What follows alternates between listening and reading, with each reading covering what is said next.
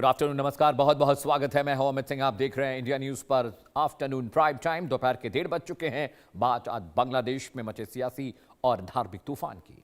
शेख हसीना के तख्ता पलट के बाद बांग्लादेश में हिंदुओं और मंदिरों में तोड़फोड़ की गई। हिंदुओं के घरों और दुकानों में आगजनी की गई। इन घटनाओं ने अंतर्राष्ट्रीय स्तर पर चिंता बढ़ाई। मानवाधिकार संगठनों ने आरोप लगाया कि राजनीतिक अस्थिरता और कमजोर कानून व्यवस्था का फायदा उठाकर कुछ कट्टरपंथी अल्पसंख्यकों को निशाना बना रहे हैं। लेकिन हालात अभी भी नहीं सुधरे। कट्टरपंथी अभी भी हिंदुओं को निशाना बना रहे हैं। आपको बांग्लादेश का दीपू दास याद होगा, वही दीपू दास जिसे पिछले साल 18 दिसंबर को ईश निंदा के आरोप में जिंदा जला दिया गया। चौंकाने वाली बात यह है कि इस खौफनाक हत्याकांड की पूरी स्क्रिप्ट लिखने और खूनी भीड़ को भड़काने वाला मुख्य आरोपी एक मस्जिद का इमाम यासीन अराफात निकला, जो वारदात के बाद ढाका के मदरसों में अपनी पहचान छिपाकर बचता फिर रहा था। इमाम ने ही धर्म के नाम पर भीड़ को हैवान बना दिया। इमाम यासीन अराफात ने ही फैक्ट्री के गेट के पास खड़े होकर तेज तेज नारे लगाने शुरू किए थे। देखते ही देखते भीड़ ने दीपू को दबोच लिया। इमाम के कहने पर भीड़ ने सारी हदें पार कर दी। घटना का सबसे दर्दनाक पहलू यह है कि दीपू दास को जिस आरोप में इतनी दर्दनाक मौत दी गई वो पूरी तरह झूठी निकली। दीपू पर सोशल मीडिया के जरिए धार्मिक भावनाओं को आहत करने का आरोप लगा, लेकिन जांच में ऐसा कुछ नहीं मिला। आपको बता दें कि दीपू के परिवार ने भी रोते हुए बताया था कि दीपू इतना सीधा साधा था, वो कोई एंड्रॉयड फोन तक इस्तेमाल नहीं करता था और न ही उसका किसी सोशल मीडिया प्लेटफॉर्म पर कोई अकाउंट था। मुख्य आरोपी इमाम के पकड़े जाने के बाद अब दीपू के पीड़ित परिवार और मानवाधिकार संगठनों को उम्मीद जगी है कि इन सभी दरिंदों को उनके किए की सख्त से सख्त सजा मिलेगी। लेकिन इस घटना ने एक बार फिर साबित कर दिया कि कैसे चंद कट्टरपंथी लोग अफवाहों का सहारा लेकर बेकसूर अल्पसंख्यकों की जिंदगी से खेल रहे हैं। बड़ा सवाल है कि जो कलंक मोहम्मद यूनिस की सरकार में हुई, क्या तारिक रहमान सरकार में अब दीपू को न्याय मिलेगा?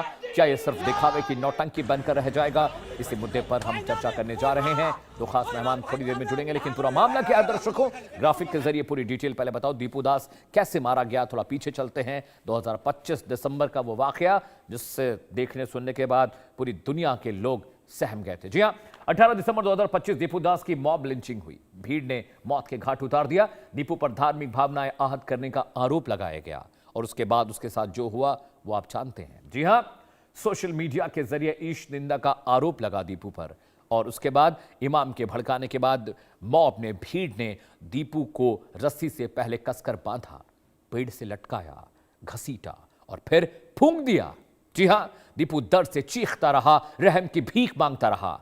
भड़का रहे इमाम का दिल नहीं पिघला। दीपू ने तड़प तड़प पर जलकर मौके पर दम तोड़ दिया। अब दीपू पर जो झूठे आरोप लगे दर्शकों, उसके ग्राफिक्स भी आपको दिखाता हूं, कैसे एक सीधे साधे इंसान को मार दिया गया। दीपू दास को जिस आरोप में दर्दनाक मौत मिली, वो आरोप क्या था? पूरी तरह से मनगढ़ंत और झूठे वो आरोप निकले। ईश निंदा यानी ईश्वर की निंदा के आरोप उसके ऊपर लगे थे। जांच में ईश निंदा का कोई भी सबूत नहीं मिला पुलिस को, इन्वेस्टिगेटिव एजेंसीज को। दीपू के पास कोई एंड्रॉयड फोन नहीं था, वो किसी तरह के एंड्रॉयड फोन का इस्तेमाल नहीं करता था। किसी सोशल मीडिया पर भी अकाउंट उसका नहीं था। फिर उसने कैसे वीडियो डाली, ईश निंदा कैसे की? अफवाह ने, भीड़ ने उसे जिंदा जला दिया और उसके पीछे वो शख्स जो आपको दिखाई देगा अभी स्क्रीन पर, यहां पर पीछे, उस मौलाना की वजह से दीपू दास मारा गया। जी हां, अगले ग्राफिक्स पर आते हैं दर्शकों। बांग्लादेश में हिंदुओं के कत्लेआम कोई नई बात नहीं है, पूरा डेटा लेकर आए हूं। 18 दिसंबर दीपू चंद्रदास मैमन सिंह के रहने वाले थे। इनकी हत्या कर दी गई, इनको जिंदा जला दिया गया। जी हां, मैमन सिंह के इलाके में इनकी हत्या की। उसके बाद ईश निंदा के झूठे आरोप लगे। पीट पीट कर भीड़ ने पेड़ से लटकाकर पहले उन्हें मारा पीटा बुरी तरह, उसके बाद उन्हें जिंदा जला दिया। अगला वाकया 29 दिसंबर 2025 का है दर्शकों। जी हां, दीपू दास की हत्या के बाद अगला मामला जो आपकी स्क्रीन पर आने जा रहा है, 18 दिसंबर के बाद अगला मामला जहां पर एक और हिंदू के साथ ऐसी ही घटना पेश आई, उसे भी मार दिया गया जान से, उसके साथ भी ज्यादती की गई। और सबसे बड़ी बात यह है कि उसके बाद भी कोई पुलिसिया कार्रवाई नहीं हुई और अभी तक इमाम बचता फिर रहा था। महीनों के बाद इमाम की गिरफ्तारी हुई है। जी हां, अगले ग्राफिक्स पर आते हैं। 29 दिसंबर 2025 का मामला, ब्रजेंद्र बिस्वाल मैमन सिंह के रहने वाले थे। इनके खिलाफ भी साथी ने गोली मारकर इनकी हत्या कर दी और इनके जो हत्यारे थे उनका भी कोई सुराग नहीं मिला। वो कहां गए अभी तक पता नहीं चल पाया है। इन्वेस्टिगेशन अभी तक चल ही रही है। अगला वाकया दिसंबर महीने का ही है दर्शकों, जब एक साथ कई हिंदू लोगों की हत्या की गई बांग्लादेश में। 24 दिसंबर 2025 का एक मामला है जिसमें अमृत मंडल नाम के एक शख्स को राजाबाड़ी के रहने वाले जबरन वसूली के आरोप में उनकी हत्या कर दी गई थी। राजाबाड़ी के रहने वाले मंडल साहब को जान से मार दिया गया, अमृत मंडल इनका नाम था, और जबरन वसूली का आरोप लगा और इसके बाद इनकी भी हत्या वहां पर कर दी गई। जी हाँ, अगला वाकया 12 जनवरी 2026 का है। समीर कुमार दास, फेनी जिले में उनकी हत्या हुई। कट्टरपंथियों ने ऑटो रिक्शा भी उनका छीन लिया, उन्हें मारा पीटा भी और उनकी हत्या कर दी गई। सरेआम सड़कों पर उन्हें मारा गया, समीर कुमार दास। अगला वाकया दर्शकों 10 जनवरी 2026 का है, जहां पर जॉय महापात्र सुनामगंज जिले में उनकी हत्या हुई। पहले उनको पीटा गया, फिर जहर पिलाया गया और अमीरुल इस्लाम पर हत्या का आरोप लगा। अमीरुल इस्लाम अभी तक गिरफ्तार नहीं हो पाया है, वो अभी तक फरार है और इसी तरह के वाक़े बहुत सारे हैं। 5 जनवरी 2026 का भी एक वाक़या है। शरद चक्रवर्ती मणि नरसिंही जिले के एक दुकानदार थे, धारदार हथियारों से उनकी हत्या कर दी गई और चोर सिंदूर बाजार में चक्रवर्ती मणि की भी हत्या हुई है। तो बहुत सारे डेटा हैं, बहुत सारे लोग हैं। 5 जनवरी 2026 का एक और मामला है। राणा प्रताप बैरागी नाम के एक शख्स थे, मुनीरामपुर के रहने वाले पत्रकार थे, उनके सिर में गोलियां मारकर उनकी हत्या कर दी गई। 2 साल से बर्फ फैक्ट्री भी चला रहे थे। शाम 6 बजे कुछ लोग वहां पर उनकी फैक्ट्री में पहुंचे और उनको जान से मार दिया। अगले ग्राफिक्स पर आते हैं दर्शकों, आगे बढ़ते हैं। बांग्लादेश में हिंदुओं कत्लेआम की डिटेल डेटा मैंने आपको बता दिया, ठीक है। बांग्लादेश में कट्टरपंथी क्यों बढ़ी है? जी हाँ, शेख हसीना के तख्ता पलट के बाद वहां पर माहौल बदल गया। कट्टरपंथी ताकतें बहुत मजबूत हुई हैं वहां पर। सत्ता परिवर्तन के बाद प्रशासनिक शून्य वहां पर बन गया। तारिक रहमान से पहले की सरकारें आंख बंद कर बैठी हुई थी, वहां पर जो कुछ चल रहा था उसे चलने दिया गया। जी हाँ, कानून व्यवस्था पर नियंत्रण बहुत कमजोर हुआ, जिसकी वजह से कट्टरपंथी ताकतें मजबूत हुई और इस तरह के मौलाना जो कि भीड़ को भड़काते हैं, उन्होंने बहुत सारी हत्याएं करवाई, उपद्रव करवाया। इस्लामिक कट्टरपंथियों की सक्रियता वहां पर बढ़ गई थी। पाकिस्तान के बहुत सारे आतंकवादी संगठन इस वक्त बांग्लादेश में एक्टिव हैं। इस तरह के इंटेल इनपुट्स भी एजेंसीज को मिले। जी हाँ, हिंदुओं पर हमले और मंदिरों में तोड़फोड़ की घटना आम है बांग्लादेश में। इस्कॉन टेम्पल एक भी बांग्लादेश का नहीं बचा होगा जहां पर कट्टरपंथियों ने वहां पर हमले नहीं किए, वहां पर मूर्तियां नहीं तोड़ी, वहां पर अराजक चीज़ें नहीं की। शेख हसीना के तख्ता पलट के बाद वहां पर चीज़ें बहुत बदल गई थी। अगले ग्राफिक्स पर आते हैं दर्शकों। अब समझिए किस तरह से बहुसंख्यक जो वहां पर थे वो हिंदुओं पर हमले कर रहे थे, बहुसंख्यक हिंदुओं के साथ जाति कर रहे थे और वहां की सरकार तब भी सोई थी, सरकार अब भी सोई हुई। शेख हसीना के रहने पे वहां फिर भी हालात पहले से बेहतर थे। 2 खास मेहमान मेरे साथ जुड़ रहे हैं दर्शकों। Doctor HS. रावत मेरे साथ हैं, हिंदू धर्मगुरु। इसके अलावा हाजी नाजिम खान भी मेरे साथ जुड़ेंगे, मुस्लिम स्कॉलर हैं कुछ वक्त में। सबसे पहले मैं आपके पास आ रहा हूँ डॉक्टर एच.एस. रावत साहब। बांग्लादेश में जो हिंदुओं के साथ हो रहा है, ऐसा लगता है कि वहाँ की सरकारों ने आंख मूंद लिया है। अब एक मौलाना पकड़ा गया है जिसने दीपू चंद्रदास को मारा ईश निंदा के आरोप में, और जब इन्वेस्टिगेशन हुई तो पता चला कि उस हिंदू युवक ने ऐसा कुछ किया ही नहीं था। देखिए अमित जी, सबसे बड़ी बात यह है कि बांग्लादेश और नेपाल और साथ में पाकिस्तान, यहाँ पर आईएसआई एक्टिव है और गजवाए हिंद जो ये 2050 तक हिंदुस्तान को कन्वर्ट करना चाहते हैं इस्लामिक शरिया कानून के तहत, उसके जो प्लेटफॉर्म है उस पर काम कर रहे हैं। इसी में आपने देखा होगा कि पहले सिमी को बंद किया गया, उसको बैन किया गया, उसके आतंकवादी इसी काम में लगे हुए थे। उसके बाद पीएफआई भी इसमें आई, उसके पास प्रूफ है, उसके लोग भी कहीं ना कहीं जेल में अंदर डाले गए। तो बांग्लादेश के अंदर भी आईएसआई एक्टिव हो चुकी है। अब उनको बहाना चाहिए हिंदुओं को तंग करने का। उनकी सोच है कि पाकिस्तान से जिस प्रकार से 18% से 2% वहां पर हिंदू रह गए, उनको कन्वर्ट कर दिया गया या मार मार के भगा दिया गया, या उनको इतना टेरर कर दिया गया कि वो बेचारे कन्वर्ट कर जाते हैं और उनकी बहन बेटियों के साथ कन्वर्जन कराते, नहीं करते तो उनको बलात्कार करके मार देते हैं। अब यही नीति जो थी, ये जमाते इस्लामी जो थी, इसने ये नीति अपनाई और आकर के ये लोग भी अभी हिंदू लोगों पर, उनके मंदिरों पर, उनके बड़े बड़े जो नेता हैं, उनके जो धार्मिक नेता हैं, उन सब पर हमला कर रहे हैं। और इस प्रकार की जो घिनौनी और जो नृशंस हत्याएं जो कर रहे हैं कि जला के मारना, घरों को फूकना, इससे भय फैलाना, टेरर फैलाना, यही तो इन्होंने पाकिस्तान में भी किया था। उससे क्या हुआ, लोगों में, हिंदू में भय व्याप्त हुआ। और इनको तो कोई फर्क पड़ता नहीं कि इनको तो बचपन से 3-4 साल से इनको सर कलम करना सिखाया जाता है, यानी कलमा पढ़ करके हत्याएं करना, जिबा करना सिखाया जाता है। तो वहां पर भी यही हो रहा है कि आप उनको मारिए, हिंदू डर करके भाग जाएंगे और जाकर के वो वेस्ट बंगाल में या इधर उधर कहीं ना कहीं आसाम में चले जाएंगे। तो वो चाहते हैं कि किसी प्रकार से हिंदू वहां पे ना रहें हिंदुओं को डराया जाए और डरा करके वहां पर जो बचेंगे उनको कन्वर्ट किया जाए। ये इनकी सोच है, कट्टरपंथा। कट्टरपंथी जो सोच है वो पूरे विश्व में फैल चुकी है। वो पहले बांग्लादेश में नहीं थी, बांग्लादेश के लोग एहसान मानते थे और फिर हिंदू मेजोरिटी में था, और भारत उनको हमेशा सपोर्ट करता था, भारत हमेशा से उनकी सपोर्ट भी की है। तो अब क्या है कि आईएसआई ने उनके नेताओं का ब्रेन वॉश किया, कट्टरपंथियों का ब्रेन वॉश किया, बाहर से फंडिंग आनी शुरू हो गई, वो लोग बिकने शुरू हो गए, उन्होंने अपना ईमान बेचना शुरू कर दिया। तो जहां जहां पर भी इनकी मेजोरिटी बढ़ जाती है, ये किसी का एहसान नहीं मानते।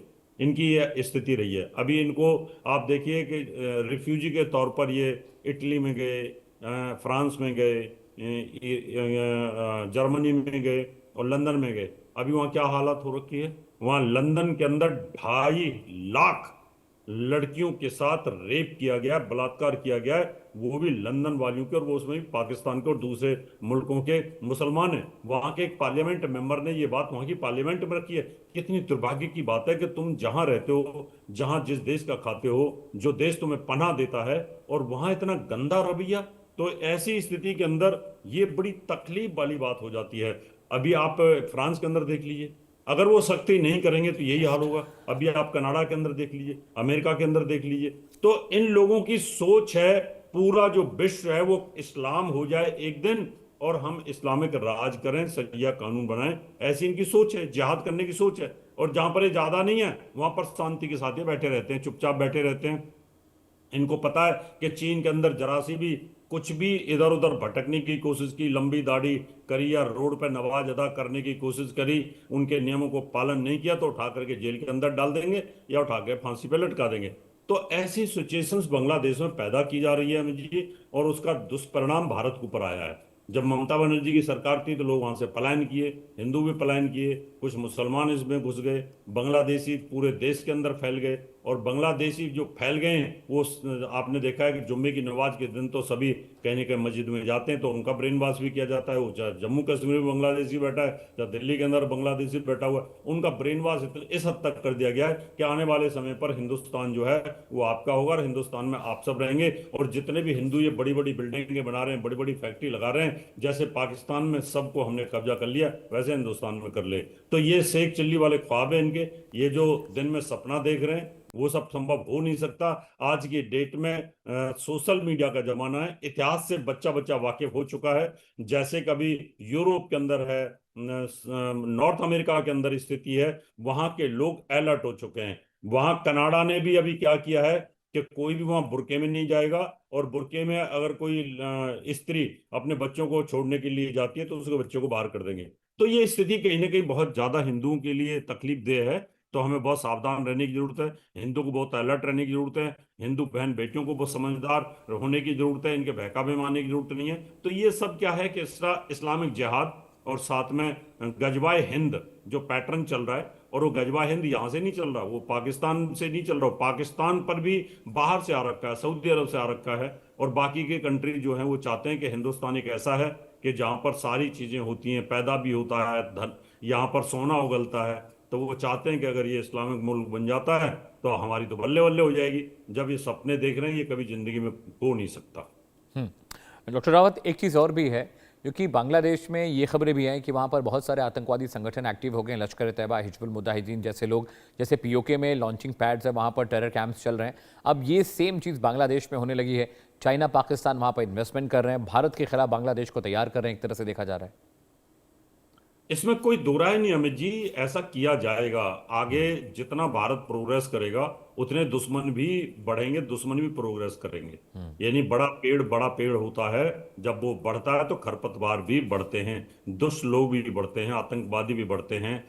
तो इस वजह से अभी चाइना को लग रहा है, पाकिस्तान को लग रहा है कि भारत बहुत प्रोग्रेस कर रहा है।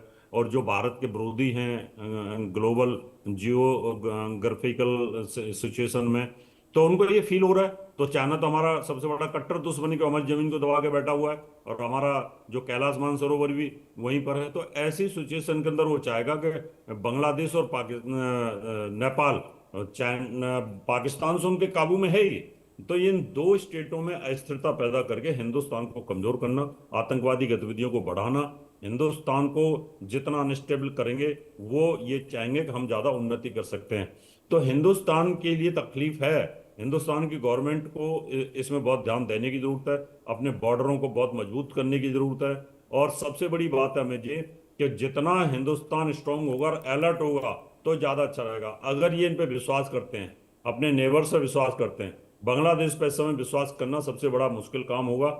हम पाकिस्तान में तो कभी कर ही नहीं सकते, चाइना पे विश्वास कभी कर नहीं सकते। बांग्लादेश पे हमने विश्वास इसलिए कर रखा था कि हमने उसको बनाया था, वो हमारे ही पैदा किया होता और हम उसको सपोर्ट कर रहे थे। हमारी भी इंडस्ट्री वहां लग रही थी और हम काफी उनको इम्पोर्ट एक्सपोर्ट का हमारा उनके साथ लेन देन था। लेकिन अब वो सब चीजें बहुत सोच समझ करके काम करना पड़ेगा, क्योंकि हिंदुस्तान के थ्रू उनको जो चीजें जी जा रही थी रावत साहब, उनको ध्यान रखना पड़ेगा। Point taken. हाजी नाजिम मेरे साथ हैं, मुस्लिम स्कॉलर हैं। बहुत बहुत स्वागत है हाजी साहब।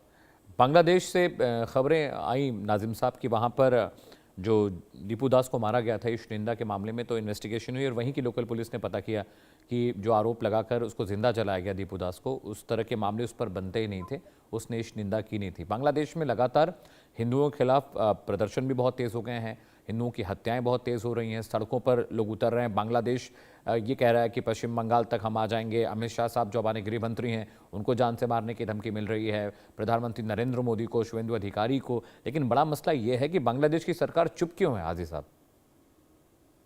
अमित जी, मेरी आवाज आप तक आ रही है? बिल्कुल आ रही है, बाबूलंद आ रही है, बताएं।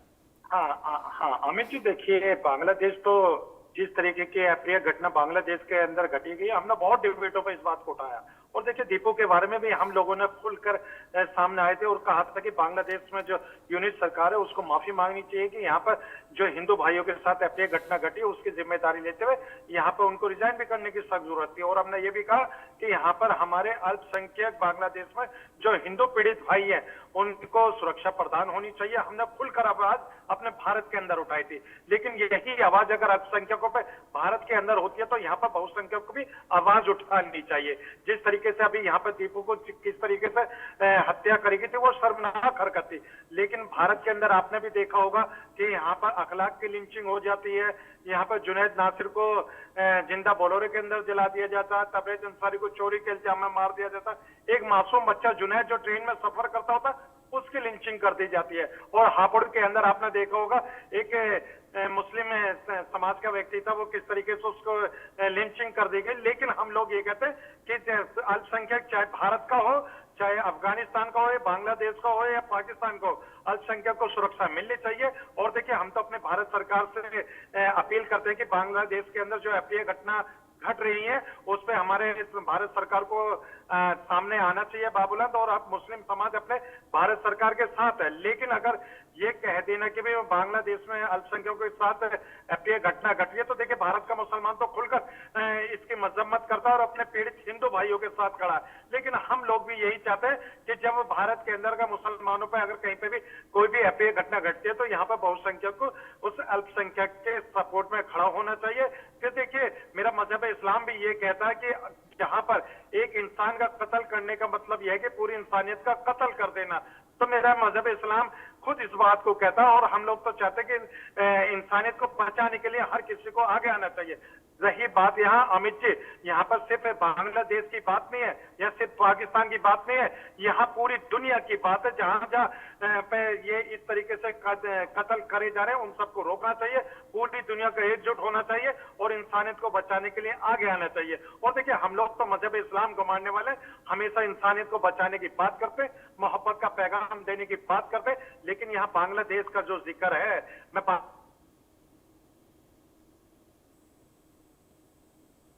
जी हादी साहब की आवाज़ हम तक पहुंच नहीं पा रही, कुछ टेक्निकल इशू है।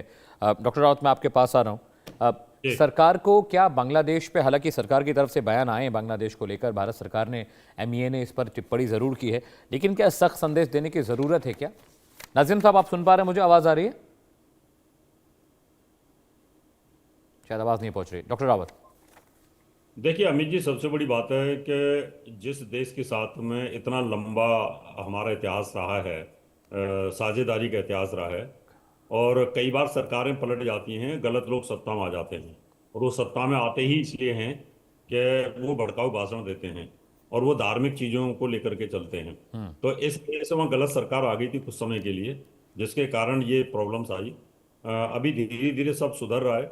अगर सख्त संदेश देते हैं तो और चीजें भड़क जाती हैं, क्योंकि वहाँ अपोजिशन भी भड़क जाती है और कट्टरपंथी भी भड़क जाते हैं। ठीक है। जैसे अभी नाजिम साहब ने कहा कि भाई जो यहाँ पर जो अल्पसंख्यक है उनके साथ में खड़े होना चाहिए। मैं बताना चाहता हूँ, अखलाक की जब हत्या हुई थी तो उस समय 5 करोड़ से ज्यादा जो है उसको चंदा दिया गया था, 5 करोड़ से ज्यादा। और अभी सूर्या की जो हत्या हुई है उसमें किसी ने एक अठन्नी भी नहीं दी है। नाजिम खान ने पूरी फूटी कौड़ी भी नहीं दी है और देंगे भी नहीं। हिंदुओं की कोई हत्या करते हैं ये तो कोई एक फूटी कौड़ी नहीं देता। और अगर ठीक है मुसलमान डॉक्टर रावत, बिल्कुल समय नहीं। नाजिम साहब माफी चाहता हूं, बिल्कुल समय नहीं है। आप दोनों मेहमानों का बहुत बहुत शुक्रिया। इस बीच ग्रेटर नोएडा से सीएम योगी आदित्यनाथ संबोधित कर रहे हैं। उन्होंने